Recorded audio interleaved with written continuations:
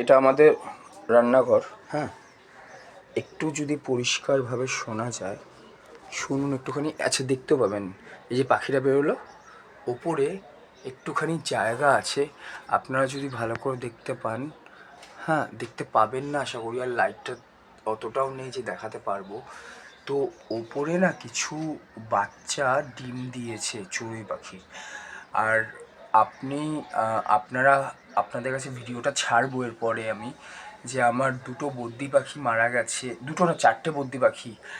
পুরো পুরো পুরো স্টোরিটা বলবো। তো ব্যাপারটা এখন যেটা দেখানোর সেটা হচ্ছে যে এই হচ্ছে আমার এখানটায় কেজটা, ঠিক আছে?